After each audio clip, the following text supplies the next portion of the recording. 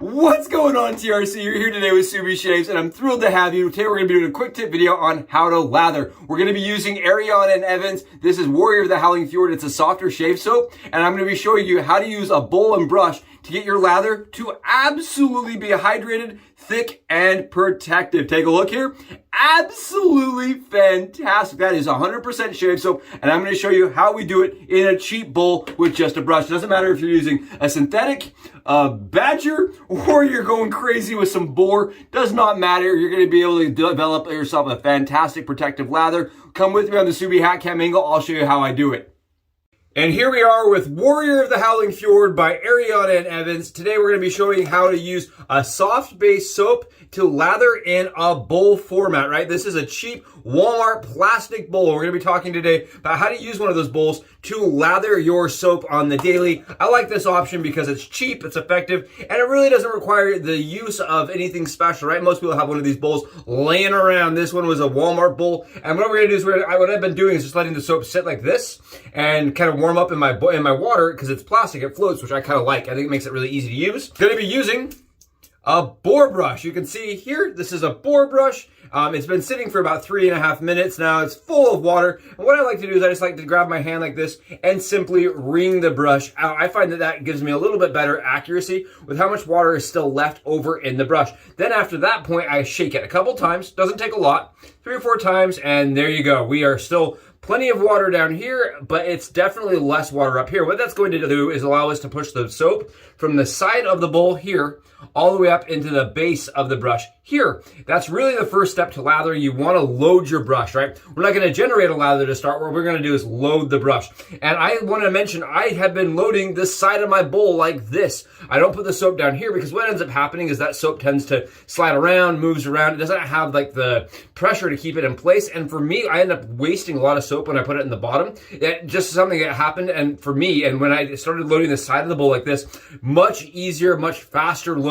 And I'm able to generate, the pressure from going down like this, but at the same time, it's not sliding all over the place. So side of the bowl is how I've been loading it. We're just going to take our wet brush and simply let the bristles go into the soap. I do use a fair amount of pressure in this point, and that's okay.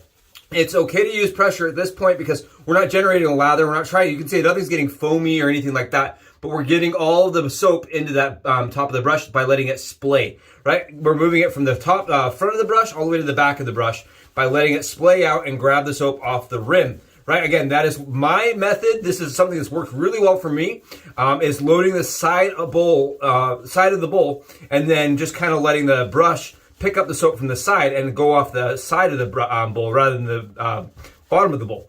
Works really well for me on the daily. A really easy tip, and it works. Take a look. So there's all the soap off the side. That's where the soap was, right? Off the side of the bowl. And you can see we don't have any issues with it like sliding around the bottom. Take a look at our brush here. Our brush just got, it's reamed with soap, so much soap. Now we generate our lather. So what we're gonna do is we're gonna grab some water here, and we're just gonna toss it on the back of the brush here. See how I tossed that on the back of the brush? I got the back of this brush wet. That's really critical, and now we don't wanna use any pressure, hardly at all.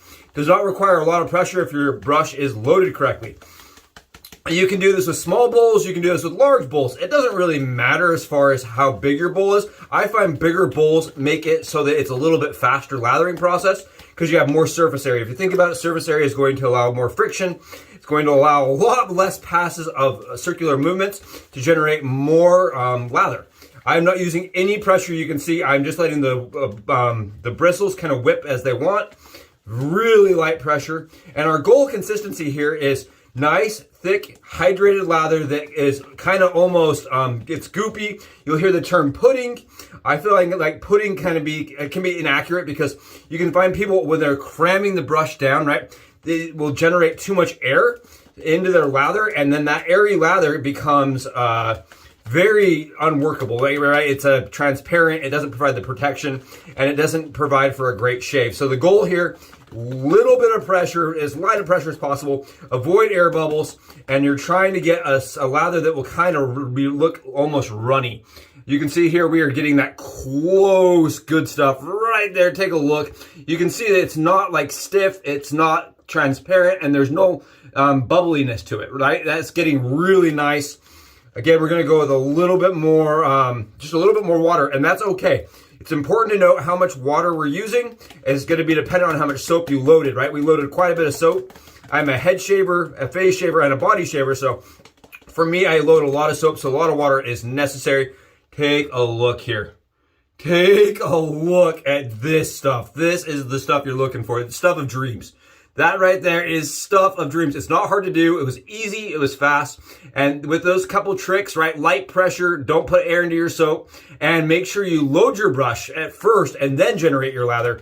With that with those kind of things set up correctly, you will be lathering like this every single day without any effort at all. Thank you so much for watching. I'll catch you guys in the next TRC video. Subes out.